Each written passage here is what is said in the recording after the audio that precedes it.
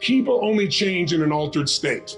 Most people, think, hypnosis is something that people do to them. Most people are living in a hypnotized state. Or you go to a hotel and somebody pushes the elevator and it's already lit up and they push the button. If I could get $5 for every time this happened, right? They're just in a trance. They're just going through the automatic motions. For most people, about 48% of what they do, science says, every day is automated. So they're not really thinking clearly. They're not open to what's really possible. So what we're doing is we break that up by doing something with such immersion. And so then the third step is you do it physically, and then it gets in your body. So then it's like confidence is tying your shoes.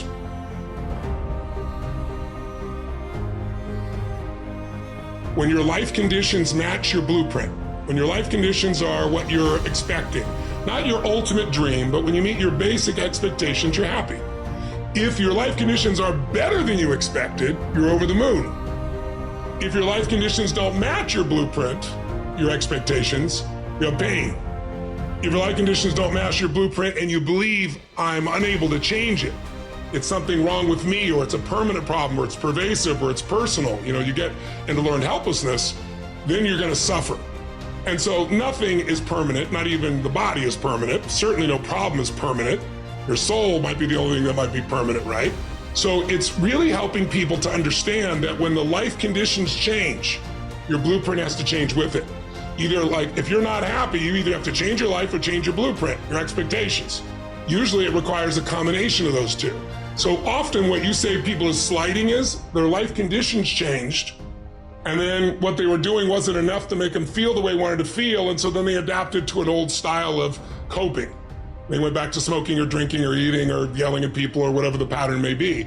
But that's because they didn't continue to grow. It's like, you gotta look as your life conditions change, you're gonna make that happen. As you hit different stages of life, you're gonna have to make those decisions. Everybody wants their life to be better, but no one wants to change, right? So we have to keep changing as the life conditions change. We gotta update our blueprint, our values, our beliefs, our rules about how to play the game, and we have to update our behaviors to adapt to where the environment is. If you don't do that, you're in trouble. There are many people during COVID who it was the most horrific experience. There are many people that learned to use COVID, not like COVID used them. They grew their businesses, they expanded their mind, they shifted their emotions. They did things they never would have done. Other people gained 20 pounds, right? So it's all a matter of, do you adapt to the life conditions? And do you learn how to learn? Because this isn't a one-time thing. Oh, I did this thing. I went and worked out for a weekend. Now I'm pumped. Well, great. How long is that going to last? You're going to have to continue to use that and have a daily practice. Otherwise, you, of course, go back.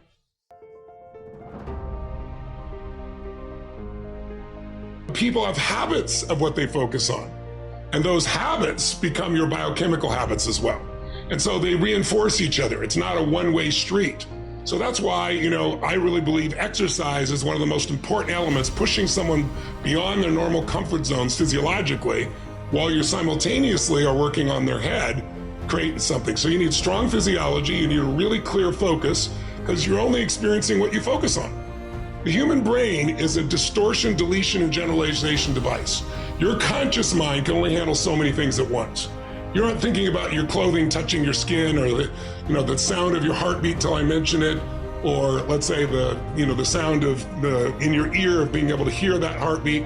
All those things I have to call your attention to, because your brain is deleting most of what's going on, so it's not overwhelmed consciously.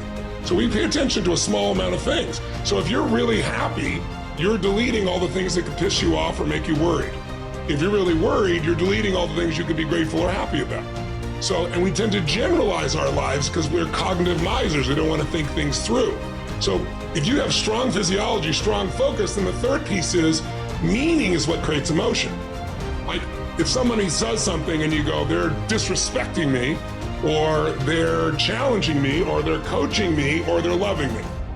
Well, whichever word you select for those sensations in your body, your biochemistry becomes. When people talk about self-esteem, I hate the term, it's so overused, but self-esteem does not come from what other people say to you. Someone can tell you your whole life you're beautiful, you're strong, you're smart, and you cannot trust yourself or not think so. Someone can tell you you're a piece of crap and you go, I'll show you. And some part of you grows as a result. So it has nothing to do with what people say to us. Self-esteem is earned by yourself, for yourself. It comes from doing something that's incredibly difficult and no one else knows it, you know it. And that's why you have esteem for yourself. So you have none of that. Identity is Who are you beyond the problem? There's something inside you that's bigger than anything that's ever happened to you, that ever could happen to you. And tapping in and finding that part of yourself is how you get someone to have sustained strength. So they have a reason to do it, a compelling future, something they're going for. And it's got to be a compelling future about more than just getting by. That's not compelling, or surviving, or doing okay. You know, the secret to anyone who succeeded is they found something they care about more than themselves. Something that has meaning for them that they want to serve more than themselves. Because as human beings, if you get in your head, you're dead. Almost all of us can find something to be upset about. That's the nature of the mind. The mind is constantly dissecting things, separating, comparing. But when you look back and you take a look at somebody's life and you look at the totalitarian aspect of what am I here to serve? What am I here to give? What am I being called to for life? So identity and compelling future are the ultimate things that shape people. And so what I do is I really help people discover those things, and I do it through immersion. Because a little step at a time is like trying to learn a foreign language. You know, most people took a language in high school and college and they can't speak it. But, you know, if I said, I want to learn Italian and you have the money and time, and I dumped you in Rome and said, I'll see you in 90 days, 90 days from now with no teacher, you'll speak fluently because you're in it, speaking it, breathing it. So the same things with humans. So I do total immersion training. And I've learned over the years that people want a great education, but they want to be entertained first. We're no longer an information society, because information, there's too much, right? We're drowning in information, we're starving for wisdom. So what I've learned how to do is how to capture people's attention who wouldn't sit for a 3-hour movie for 10, 11, 12 hours a day, now even at a distance, and they're out of their mind, entertained, emotion, juice, everything they want. They're getting the best education, and while they're doing it, while they're there, I have them do the things that produce the change. So when they leave, they've already made change, they already have momentum. And that kind of E-cubing is what I call it, entertain them, educate them, and empower them. That process I've kind of refined over the last 45 years. I'm about to end my 46th year doing this. I started when I was 3, of course.